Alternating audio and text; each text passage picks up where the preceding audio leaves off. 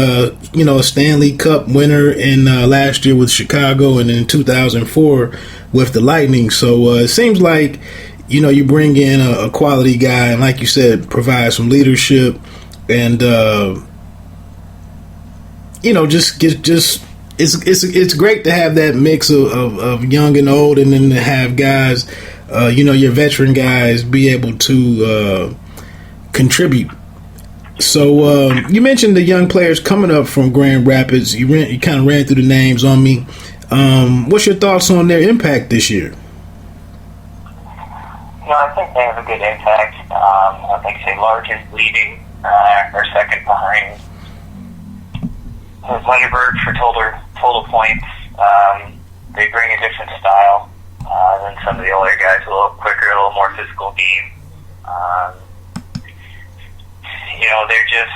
They're a little bit more aggressive, I believe, a little hungrier, trying to still, make a name for themselves and prove that, they're going to stick up there with the Wings and not be sent back down to Grand Rapids, because a lot of these guys have those two-way contracts for, at any time they can be sent back to Grand Rapids. So I just think they bring a new edge, and you'll see it in hockey where, one guy's out, on the injured reserve list or just injured, they'll bring someone up from Grand Rapids, and, that all of a sudden that line's sparking, because they're bringing in a fresh style or just, a fresh face, and, just trying to make plays, and it's something as simple as that these guys bring to the table that make everyone around them better, even though they're, just rookies in the game. And I think Larkin, in particular, he's going to be, I'll go out on a limb and say that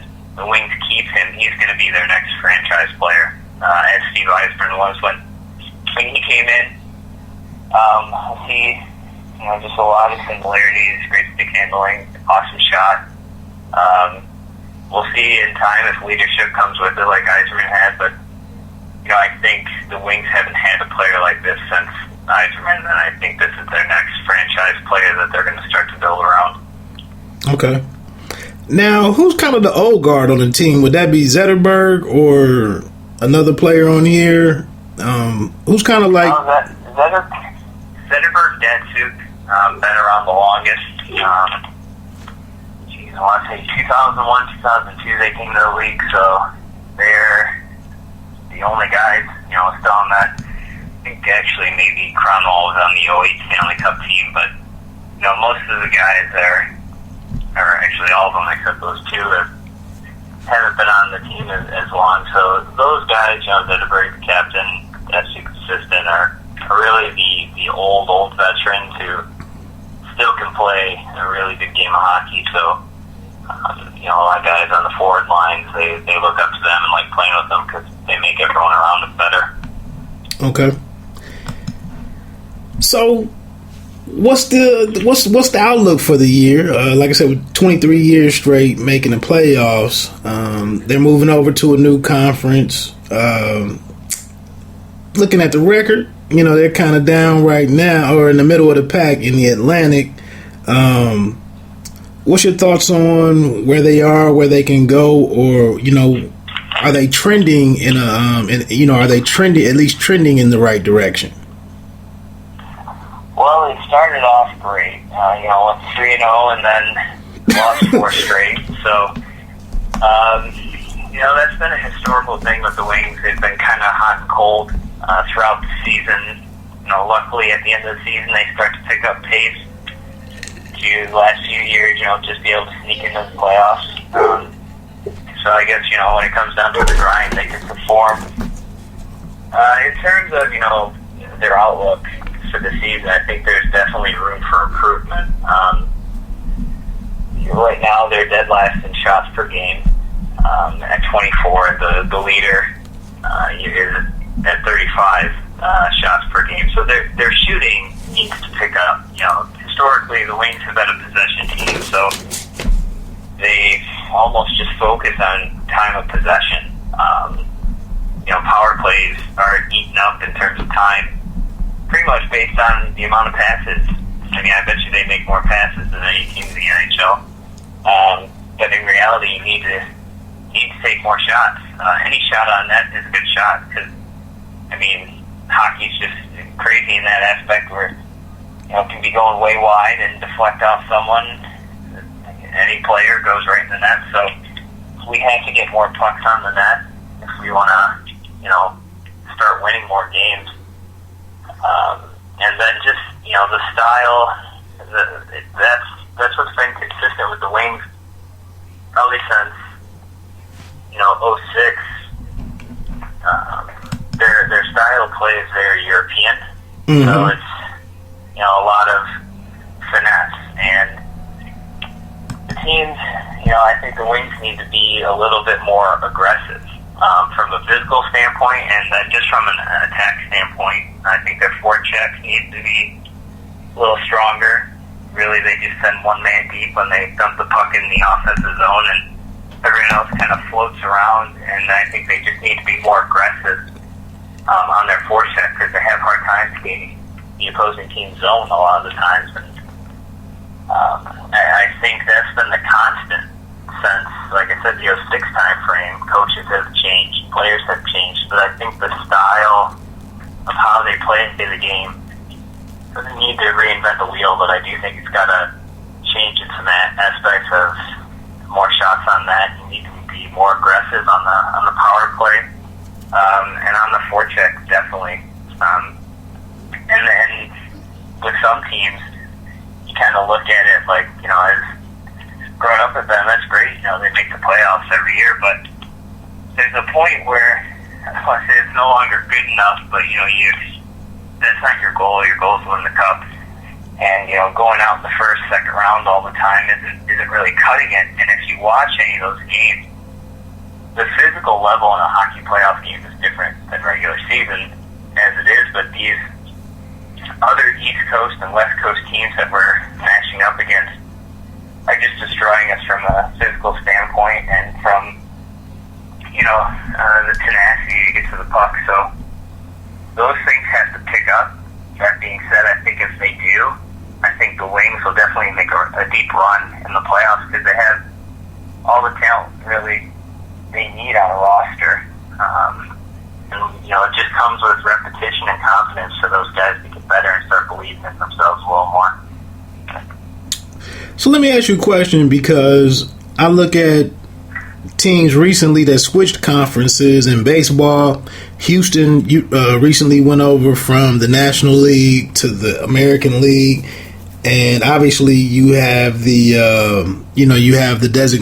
designated hitter in the American League, and they weren't used to that, you know, coming over from the National League. You look in football several years ago when they did their realignment, Seattle was moved from the Seattle Seahawks were moved from the AFC to the NFC, and you know, there was a distinct difference there.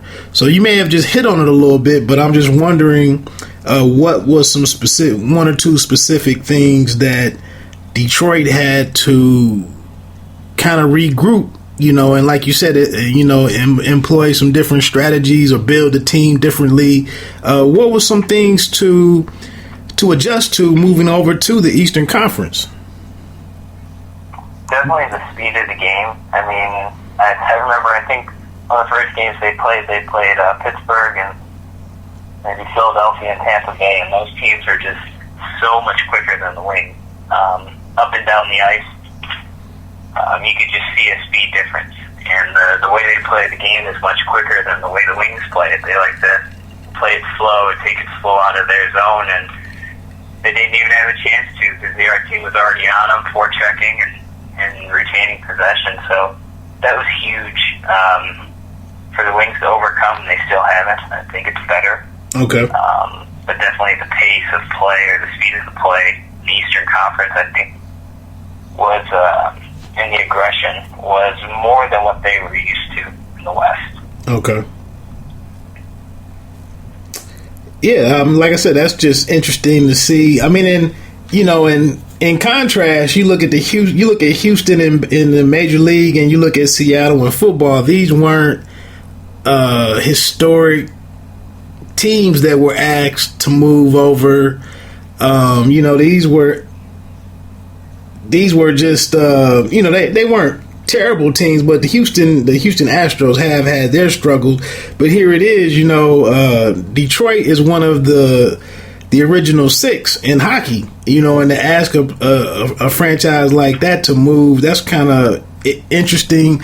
But I think it does make sense geographically, and from what I did in my research, it seems like a lot of the players were upbeat about it because of the decrease in travel time, and actually I think it truly benefits Detroit fans that they don't have to stay up into the wee hours of the morning watching these those West Coast games. So it looks like it's a win-win, and like you said, it'll be an adjustment period, an ongoing adjustment effort to blend in with the Eastern Conference teams. So also we mentioned goaltending was an item, where it stands in the NHL and how it's improved from last year. What's your thoughts on that?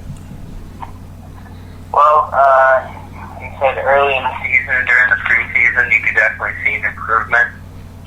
And then the last 5 games happened, and right now Jimmy Howard's averaging 2.24 goals a game, and Peter Mrazek's at 2.75 goals a game, and right now, respectively, they're 24th and 37th in the league, and right now, there's 30 starting goaltenders.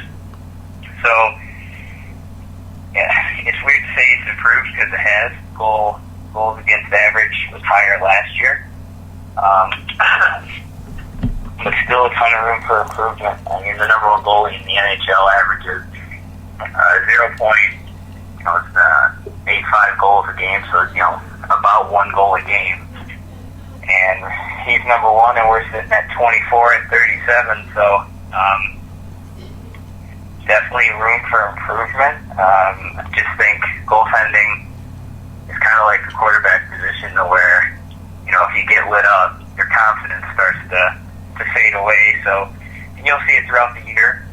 Their confidence will come and go, and I just think they need to believe a little more in themselves throughout the year to stay at a little more consistent level. Because you see their peaks of just greatness, and so there's potential there, and it's just how you develop that potential into, reality, and something that comes in on a nightly basis. So it's better than last year, but definitely some room for improvement if you want to contend, and go deep in the playoffs.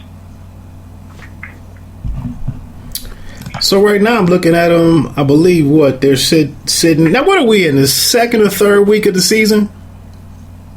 Yeah, it's October, I think 8th was, first week, so we're in about the third week. So they're just sitting at 9th right now in the Eastern Conference. So real quick, where do you envision them, all things equal, no injuries and whatnot, and, the team continues to mature? Come playoff time, where do you see these guys landing? You think they find their way or fight their way into that top 8? Yeah, I think they probably finish top 5, probably top 3 in the Atlantic. I mean, Montreal is real strong, so I think again they're going to go out and take the Atlantic. You got Montreal, Tampa Bay. We're in the teams that are pretty competitive in the Eastern Conference. We're playing them a lot, so. But I think overall they do finish top 8. I'm projecting probably about the 5 spot. Hoping for better, because home ice advantage in the NHL is huge. So if you win your division, you get that home ice advantage. So hoping for that, but realistically somewhere in the top 5. Okay. Before we get to this last question, I thought one interesting thing was, speaking of Fedorov, 2 things on Fedorov. I remember when he got one of the last, or maybe the last humongous contract in hockey. I can't even remember what it was a year, millions of dollars per year. But I thought it was something that kind of the league really couldn't support. But it's interesting that the Washington Capitals Ovechkin is poised to get ready to pass Fedorov as far as top Russian goal scorers. What's your thoughts on that? Well, you know, it's